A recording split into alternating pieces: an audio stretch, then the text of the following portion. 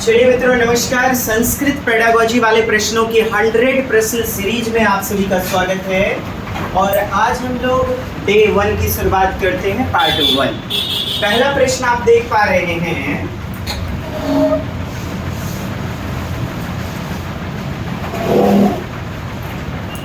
इसके बाद हम लोग व्याकरणिक सेगमेंट पर भी प्रकाश डालेंगे प्रश्नों के माध्यम से। प्रारंभिक अवस्थायाम आकलनस्य सुधार लेंगे। प्रारंभिक अवस्थायाम आकलनस्य उपकरणानाम प्रक्रियाणाम अभिकल्पना। कहता है प्रारंभिक अवस्था के रूप में आकलन, मूल्यांकन जो किया जाता है, बच्चे का टेस्ट लिया जाता है, उसके उपकरणानाम प्रक्रियाणाम अभिकल्पना जो तथा प्रकारेण भवेत। तो कहा जा रहा है आकलन के संदर्भ में किन बातों को निम्नलिखित उपकरण के रूप में, किन अभिकल्पना को उपयुक्त रूप में प्रयोग करना चाहिए। आपका विकल्प है येन शिक्षार्थी भी परीक्षण पत्राणि परीक्षा। कहता है येन शिक्षार्थी भी परीक्षण पत्राणि, यानी कि परीक्षा पत्र में चो यथोचिता सुस्पष्टा चो भवे। परीक्षा पत्र जो है, परीक्षा प्रश्नावली, प्रश्न यथोचित रूप में बच्चे ने उत्तर दिया हो, अर्थात छात्र प्रश्न व परीक्षा उचित और स्पष्ट होनी चाहिए। बच्चे की परीक्षा जो है उचित होनी चाहिए, स्पष्ट होनी चाहिए। क्या ये हमारा होगा आकलन के संदर्भ में? या येन शिक्षार्थिना, जो कि विद्यार्थियों के अधिगम अनुभवस्य, अधिगम के अनुभव को स्वाभाविक रूप में विस्तारित करता है। स्वाभाविक को विस्तारो भवे, बिल्कुल यही तो हमारा उत्तर हो जाएगा। प्राकृतिक रूप में, स्वाभाविक रूप में जो ज्ञान का विस्तार करता है, समग्र विकास करता है बच्चे में स्वाभाविक तौर पर। सी शिक्षार्थिना प्रगते, प्रगति इतस्य समग्र कक्षा प्रदर्शन संदर्भे। कहा जा रहा है शिक्षार्थी ना यानी विद्यार्थी की प्रगति किसके संदर्भ में? कक्षा में प्रदर्शन के संदर्भ में, यानी दूसरे बच्चों के साथ कैसा उसका प्रदर्शन रहा, परफॉर्मेंस। तो ये तो भेदभाव वाला, तुलना करने की बात हो गई। प्रदर्शन करना, वर्णन विश्लेषणस्य भवेत। तो बच्चे का प्रदर्शन का वर्णन, विश्लेषण प्रदर्शन के आधार पर होना चाहिए कि बच्चे ने कितना रिजल्ट लाया, कितना नंबर लाया। अतः ये गलत है। अध्यापका सर्वेषां छात्राणां उपलब्धि आकलनाय। कहता है उपलब्धि, बच्चे ने क्या उपलब्धि आकलन प्राप्त किया, यानी कि नंबर, कितना अचीवमेंट। एकस्या पद्धति रूपयोग, कहता है एक ही पद्धति, एकस्या पद्धति रूपयोग, एकमात्र एक ही विधि का प्रयोग करना। देख रहे हैं ना, एकस्या पद्धति रूपयोग कर्तुं शक्नुवन्ति। एक ही रूप में, एक ही प्रकार की एक रूपी पद्धति का प्रयोग करना। लेकिन आकलन कैसा होना चाहिए? विविधात्मक, बहुविविध, विविध, जो कि बच्चे की स्वाभाविक क्षमता का विकास करे। और भी हमारा उत्तर हो जाएगा। चलिए अगला कहता है प्रश्न, क्या है कि बालाना संज्ञानात्मक विकास भाषा चो। बच्चे की संज्ञानात्मक भाषा अर्थात विकास और भाषा, बच्चे की संज्ञानात्मक विकास और भाषा। तो विकास और भाषा, संज्ञानात्मक विकास का मतलब क्या हो गया डियर? विचार। हमने आपको पहले भी बताया हुआ था, संज्ञानात्मक अर्थात आंतरिक वार्ता, विचार। तो कहा जा रहा है कि विचार और भाषा, और कहाँ है? चौ लगा हुआ है। उद्दीपन प्रतिक्रिया या संबंधितेन, कहता है उद्दीपन प्रतिक्रिया सिद्धांतेन तथा चौ अनुकरणस्य प्रक्रिया। यह पढ़े हुए हैं ना व्यवहारवादी स्किनर महोदय। मानवस्य तत्सहजात उपकरणमस्ति। कैसा? सहज उपकरण। आप जान रहे हैं LAD, लैंग्वेज एक्विजिशन डिवाइस, भाषा अर्जन यंत्र। सहजात उपकरणमस्ति ये न स्वभाषाया नैपुण्यमधिगच्छति। अच्छा, भाषा की निपुणता की ओर अग्रसर होता है। विकासे नास्ति, कहते हैं विकास नहीं, कोपि संबंध, विकास का कोई भी संबंध नहीं होता है। गलत है ना? विकास और भाषा, विचार और भाषा क्या होते हैं? आपस में जुड़े हुए होते हैं। येषु समुदायेषु बालाः निवसन्ति, कहता है जिस समुदाय में बच्चे निवास करते हैं, जी हाँ जी हाँ जी हाँ, तेषां उसी अनुसार संस्कृत्या समुदायेश्च गहन रूपेण संबंधिताः, क्या जिस समुदाय में जिस संस्कृति में बच्चा रहता है उसी समुदाय के अनुसार। अच्छा ये बी नंबर पूरा पढ़ लिया जाए। मानवस्य तत्सहजात मुक्तरणमस्ति येन स्वभाषाया नैपुण्यम अधिगच्छति, अर्थात कहता है मानवस्य तत्सहजात, आप जानते हैं नोम चॉम्स्की के अनुसार, नोम चॉम्स्की की यदि हम बात करें तो नोम चॉम्स्की कहते हैं बच्चों में एलएडी पाया जाता है, क्या, लैंग्वेज एक्विजिशन डिवाइस, अर्थात भाषा अर्जन यंत्र, जिसके माध्यम से बच्चा जो है ना सहज रूप में जन्मजात रूप में भाषा को प्राप्त कर लेता है।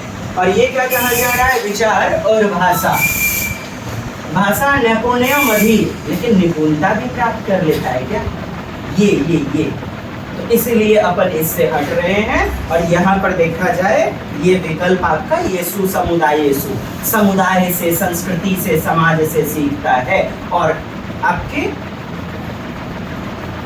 सामाजिक सांस्कृतिक अंतःक्रिया के जनक कौन, लेव सेमियोनोविच वाइगोत्स्की, इसी की तो तरफदारी करते हैं।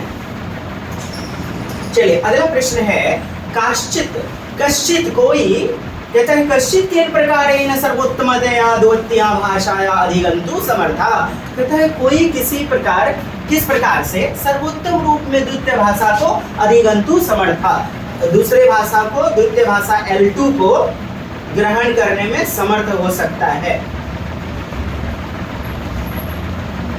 चलिए पढ़िएगा, प्रश्न के विकल्पों को पढ़िए, कमेंट्स करें।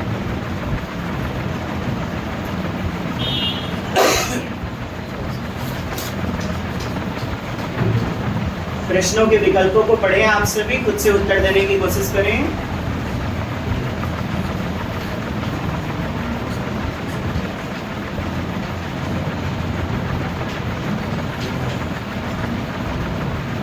चलिए हो गया। कश्चित् केन प्रकारेण सर्वोत्तमया द्वितीय भाषाया अधिगन्तुं समर्थः, तो दूसरी भाषा को प्राप्त करने में सर्वोत्तम रूप से, उत्कृष्ट रूप से कौन बढ़ावा दे सकता है, सुधार कर सकता है, बच्चे किस प्रकार से द्वितीय भाषा को सीख लेंगे। तो ए नंबर विकल्प आपका दिया गया, तादृशा कक्षायां यत्र भवान व्याकरणे ध्यान ददाति, व्याकरणे ध्यान ददाति, क्या कह दिया, जहाँ व्याकरण पर ध्यान दिया जाता है, अध्यापकस्य सहयोग च प्राप्नोति, और अध्यापक का सहयोग प्राप्त होता है। तो ये तो बात हो गई अधिगम की, लर्निंग, जहाँ पर एक शिक्षक सिखाता है, व्याकरण नियम इत्यादि सीखे जाते हैं। यदि आपने नहीं देखा तो जरूर देखिएगा, अधिग्रहण यानी अर्जन, और दूसरा अधिगम में अंतर। और यहाँ क्या पूछा जा रहा है, अधिगंतुम, अर्थात अधिग्रहण, अर्जन, एक्विजिशन, परेशान नहीं होना है। तो अधिगम वाला पहला विकल्प दिया गया है। अब दूसरा विकल्प कहता है कि स्व समाजे, अर्थात खुद के समाज से प्रक्रियाया अनुसार, स्व समाजे सहजात वाचके सह सतत संपर्के, अर्थात संपर्क के माध्यम से, हम जिस समाज में रहते हैं वहाँ के दोस्तों से बातचीत करना, मम्मी पापा इत्यादि के संपर्क में मतलब बातचीत करना, तो इसके माध्यम से क्या हो जाता है, अर्जन हो जाता है, एक्विजिशन हो जाता है, सहज रूप में, स्वाभाविक रूप में बच्चे अधिग्रहण कर लेते हैं, और अधिग्रहण को ही डियर फ्रेंड अर्जन कहा जाता है। अब देखिए, कहता है आवृत्ति, अभ्यास, ये सब क्या है, अधिगम, अधिगम लर्निंग। आपसे तो अर्जन पूछा जा रहा है, अधिग्रहण जिसका दूसरा नाम होता है। यहाँ भी देखिए व्याकरण नियम, ये क्या है, अधिगम है, लर्निंग, अधिगम, ये भी अधिगम। लक्ष्य भाषा, और लक्ष्य भाषा, पाठ्यक्रम, ये सब किसमें, अधिगम लर्निंग में पाए जाते हैं, अधिगम। तो अतः हमारा उत्तर बी नंबर। नेक्स्ट चलिए, आप लोग अपने से देखने की कोशिश करें। आप लोग पढ़ें, अपना मन ही मन पढ़ें सभी, और पढ़ करके देखें क्या कहा जा रहा है प्रश्न में। आजन्मादा मृत्यु, ओहो क्या बात बोलता है, आजन्म मृत्यु परंत चलती है।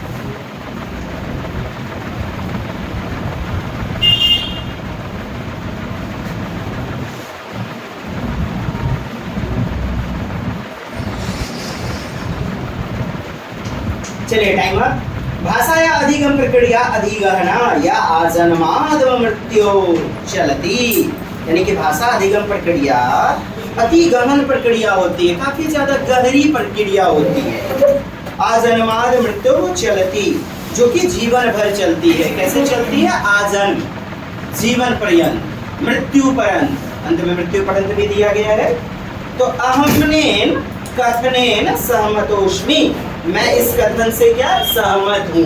अहमनेन, आप जानते साधवते तो हम युवाम यूयम अहम, अहम मीन्स मैं, तो अहमनेन कथनेन, मैं इस कथन से सहमतोस्मि, सहमत हूँ। क्या आप सहमत हैं? अहमनेन कथनेन असहमतोस्मि, असहमत हूँ। अहमनेन कथनेन आंशिक रूपेण, मतलब थोड़ा थोड़ा, पार्शियली, 50-50, न एन्ने न उन्ने, न बारातिये के न सरातिये के बीचे में भोजका के हाथ पोछ के झाड़ जोड़ के निकल गए। अहमनेन कथनेन आंशिक रूपेण असहमतोस्मि, वाह जी वाह। तो आप क्या कहते हैं? भाषा अधिगम प्रक्रिया अति गहना या आजन्माद मृत्यु चलती। अब बताइए इस प्रश्न का उत्तर।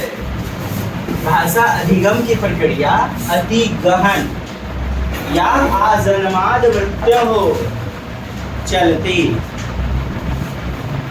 कमेंट्स करें, बताएं उत्तर क्या हो जाएगा। चलिए, किन्हीं के 1 नंबर उत्तर आ रहे हैं, किन्हीं के 2 नंबर उत्तर आ रहे हैं।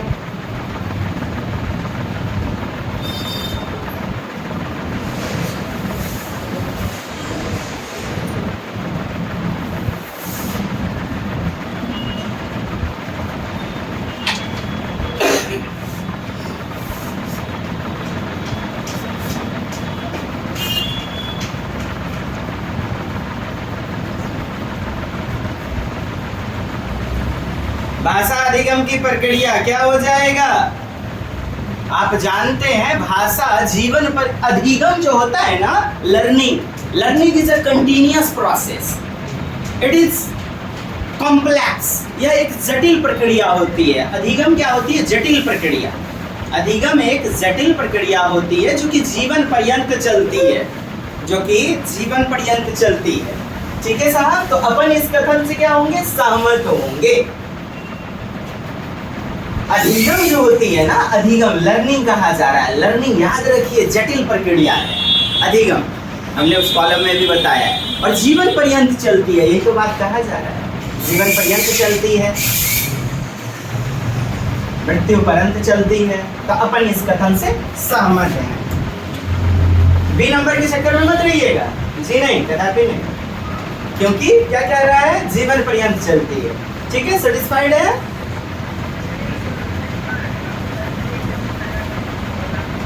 चलिए, कक्षायां बाल शिक्षार्थीभ्यः मुद्रित पुस्तकें, मुद्रित मतलब इनको प्रिंटेड, कहता है सहस्रव्य पुस्तकानि, यानी कि ऑडियो बुक्स, च स्पर्शग्राही ज्ञान जनकानी पुस्तकानि। स्पर्शग्राही मतलब छूने वाली पुस्तक। ये कहीं ना कहीं इशारा कर रहा है कि बच्चे में, कल ही तो आपने पढ़ा हुआ था कि टेक्सटाइल दिव्यांग बच्चों के लिए, सभी बच्चों के लिए क्या स्पर्श छू सकने वाली पुस्तकें, कोई ऑडियो बुक्स बोलने वाली पुस्तकें, जैसे कलम रखें तो पुस्तक से, ये कलम से आवाज आने लग जाती है कि क्या निवेशित है, क्या मुद्रित है पुस्तक। तो मुद्रित पुस्तक के साथ साथ कहता है श्रव्य पुस्तकानि जो स्पर्शग्राही जनकानी पुस्तकानि स्यु होती है, या तो ही यह है, क्या है? चलिए,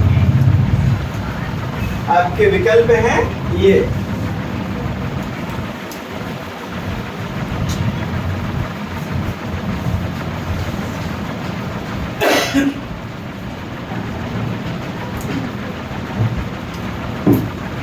चलिए देखिएगा, विकल्पों को देखिए।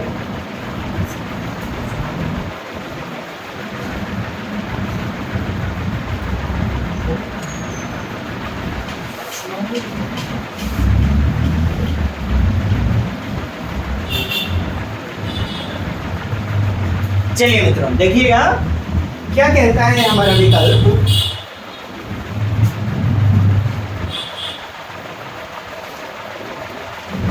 विराज भी बाद में बात करते हैं, विराज जी वैसे चली जाएगी, चली जाइए, उचित नहीं है।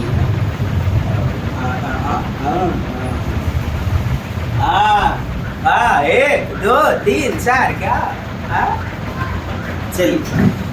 तो विकल्प आपका कहता है पहला, अनेन कक्षायां, हाँ पढ़िए पढ़िए पढ़िए पढ़िए, कोशिश कीजिए।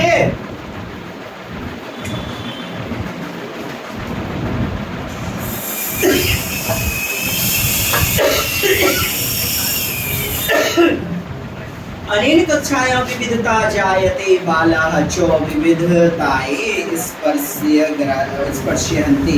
अनेन कक्षायां विविधता जायते बालाः च विविधताये स्पर्शयन्ति। कहता है इससे क्या है ना, कक्षा में विविधता आती है।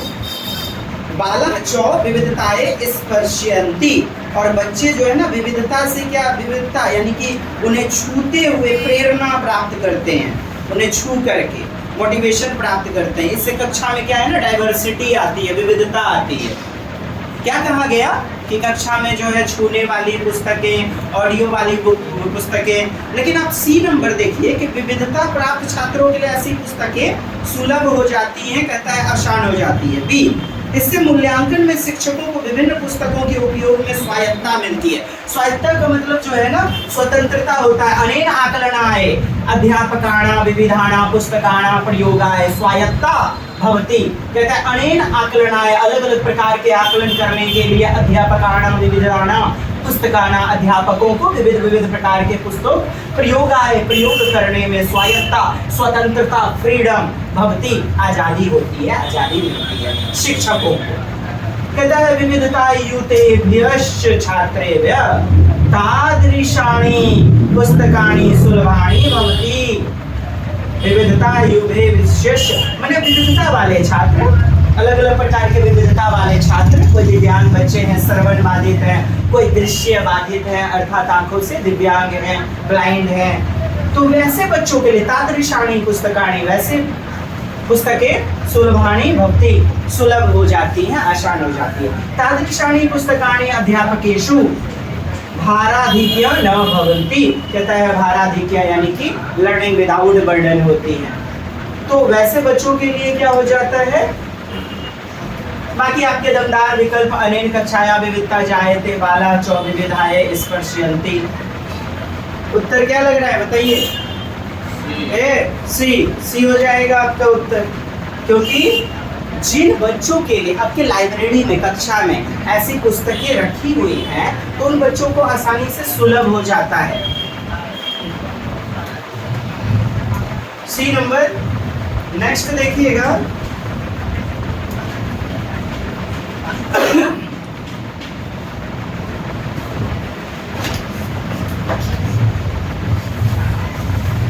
पढ़ें, प्रश्नों को पढ़ें, देखें, मनी मन पढ़ें, देखें।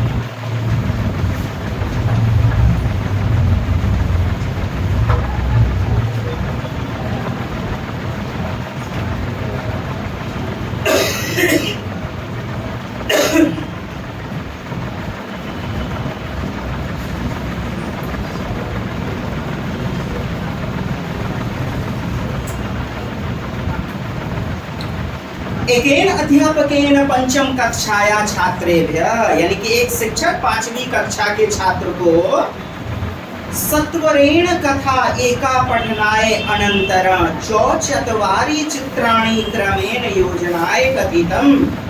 एक कहानी तेजी से, कहता है तेजी से पढ़वाता है, चत्वारि चित्राणि क्रमेण योजनाएं कथितम, फिर 4 चित्रों को दिखा करके ना उसे क्रम से लगाने के लिए कहते हैं। क्या कहते हैं? एकेन अध्यापकेन पंचम कक्षाया छात्रेभ्यः, एक अध्यापक 5वीं कक्षा के बच्चे को सत्वरेण कथा एका पठनाय अनंतर, यानी कि धारा प्रवाह से एक कथा को पढ़ने के बाद चत्वारि चित्राणि, 4 चित्रों को क्रम से योजनाएं कथितम, क्रम से लगाने के लिए कहते हैं। अस्या गतिविधि, यह गतिविधि किमु उद्देश्यमस्ति, किस प्रकार का उद्देश्य है, किस प्रकार के उद्देश्य को पूरा करता है। आपने कोई कहानी सुन ली, आपने कोई कहानी पढ़ ली, तो आप चित्रों को भी लगा पाएंगे, अर्थात आपने भावार्थ को, सारांश को बेहतर ढंग से समझ लिया, सीख लिया। तो चित्राणा पत्राणांच क्रमेण योजनम, चित्र कहता है चित्राणा पत्राणांच क्रमेण योजनम, चित्र और पत्राणांच, उसके वाक्य को क्रम से लगाने की योजना, क्रम से लगाने की योजना। फिर कहता है सारांश रूपेण पठनाय अभ्यास करणम, सारांश के रूप में पढ़ने का अभ्यास। क्या कहता है? पठनाय अभ्यास करणम, पढ़ने का अभ्यास। फिर कहता है विशिष्टा सूचना ज्ञातुम पठनाभ्यास करणम, विशिष्ट सूचना की प्राप्ति करने के लिए पढ़ने का अभ्यास। फिर है कथाया प्रयुक्ताना, कथा में जो प्रयुक्त हुए, नूतनाना मतलब नए नए, नूतनाना मतलब नए नए, नूतन। कठिनांश, कठिन शब्दाना, कठिन शब्दावली, शब्दावली। पुनरावृत्ति, कठिन शब्दावली का क्या अभ्यास करना, पुनरावृत्ति करना। तो ये क्या हो जाएगा? पढ़ने का अभ्यास, अर्थात पढ़ी गई बातों में से निष्कर्ष निकालना। जब आप चित्रों को कब लगा पाएंगे? क्रम में, जब आप पढ़ी गई बातों का सारांश प्राप्त कर पाएंगे। यही मुख्य भाव है, सारांशीकरण, निष्कूटन, अर्थात अर्थावबोधन, अर्थ की समझ। यही सारांश रूपेण के कारण आपका उत्तर बी नंबर होगा। एवं विधि पठनस्य कतिपयानि अधिगमुद्देश्यं कार्याणि च सन्ति, शिक्षार्थिनः अपेक्षन्ते यत्ते विषयवस्तु विस्तरेण दत्तावधानेन च पठेयुः, एतदस्ति, यह है, क्या है?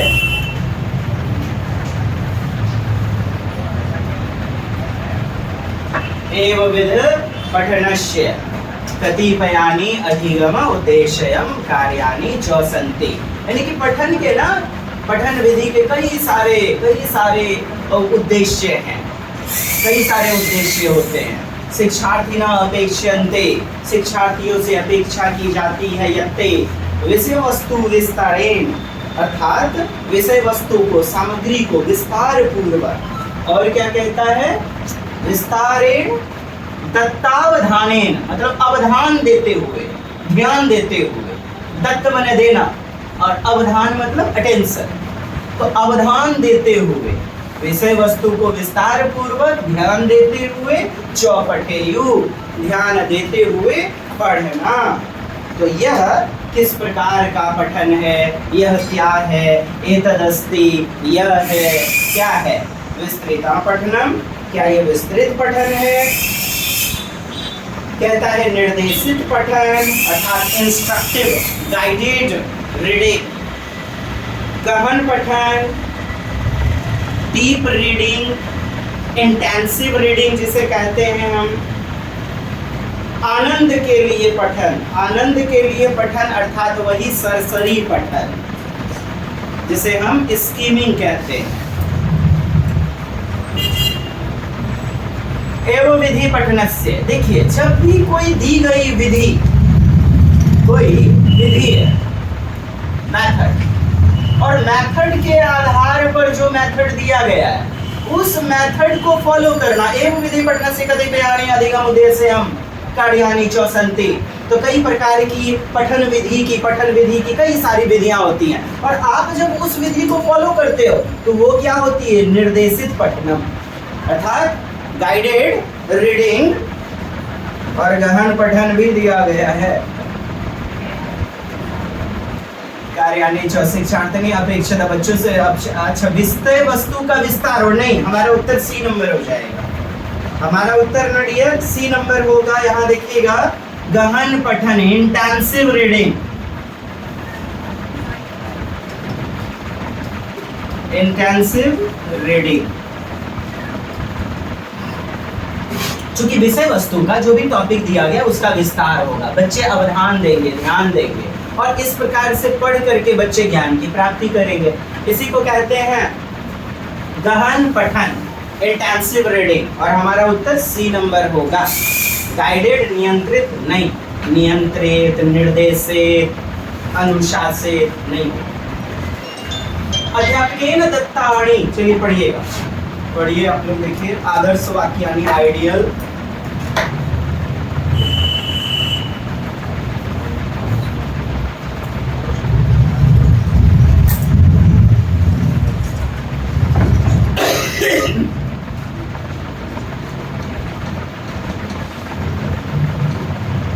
अध्यापकेन दत्तानि आदर्शवाक्यानि पुनः उच्चार्य छात्रा भाषाया प्रतिमाना आदर्श रूपा शिक्षन्ति।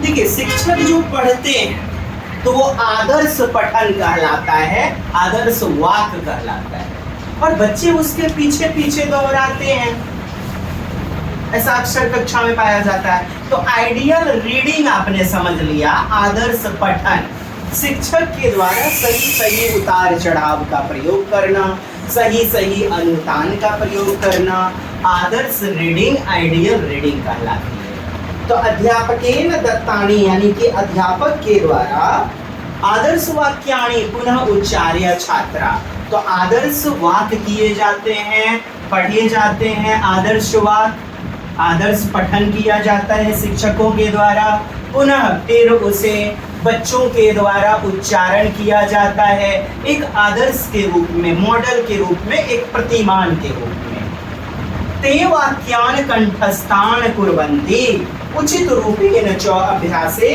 कृते सति अध्यापक स्थान प्रोत्साहयति अनेन प्रकारेण अध्यापकः किं करोति।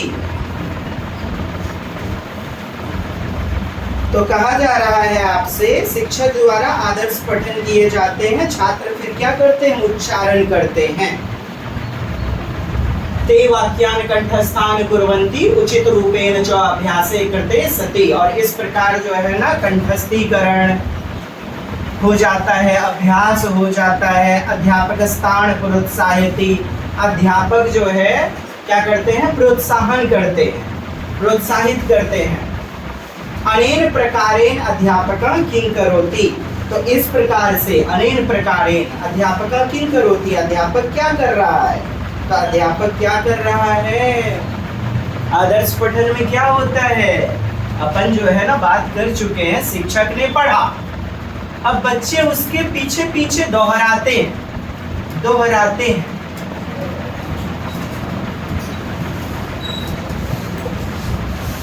क्या ये संप्रेषणात्मक उपागम है, CLT?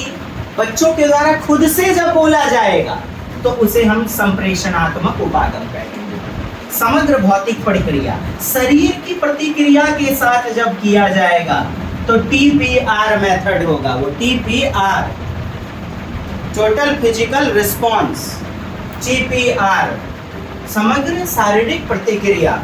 संरचनात्मक जब स्ट्रक्चरल रूप में याद करने के रूप में रहेगा। हमारा उत्तर क्या हुआ, बच्चों के द्वारा सुना गया शिक्षक को, और फिर उसके पीछे पीछे भाषण यानी बोलना दोहराया गया। इसी को तो कहते हैं ऑडियो लिंगुअल मेथड, अर्थात पहले सुनना, श्रव्य, और फिर उसके पीछे पीछे दोहराना। अतः हमारा उत्तर क्या हो जाएगा, देख लीजिएगा, श्रव्य भाषिक विधि। CLT क्या होगा, जीवन में यदि बच्चे के द्वारा खुद से प्रयोग किया जाएगा। एक नंबर। शिक्षार्थी व्याकरण नियमाना शब्दावली चौरटंती। अच्छा, बच्चे को मतलब नियम वगैरह रटता है। कहीं व्याकरण अनुवाद विधि तो नहीं दिया गया है? व्याकरण अनुवाद विधि दिया ही गया है। GT method, grammar translation method. अच्छे से देख लीजिए इस प्रश्न को।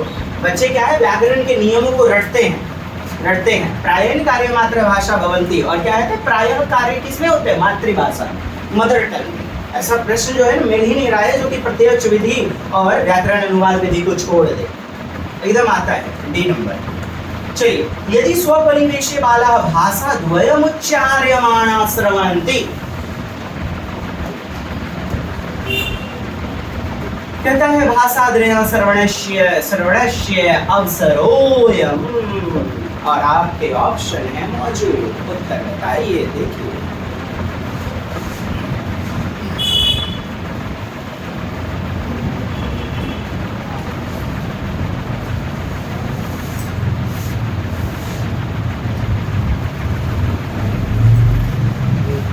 बालाना करते हानिकारक, बच्चों के लिए ये हानिकारक है क्या?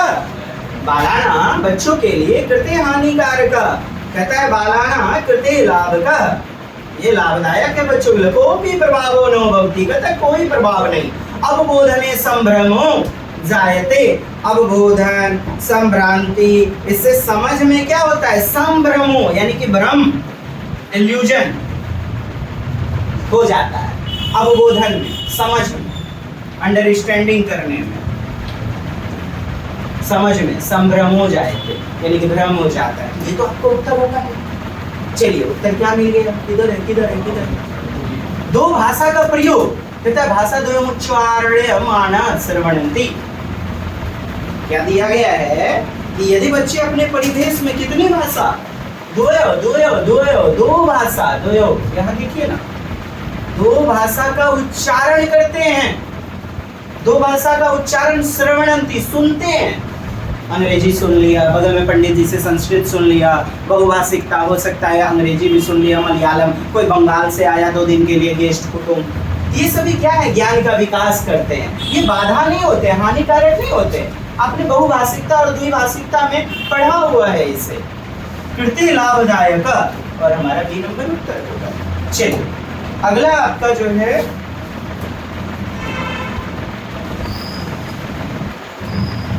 इस 100 क्वेश्चन की सीरीज के लिए आप इसको पार्ट 2 देखें। ठीक, आज दीजिए इजाजत। Thank you sir.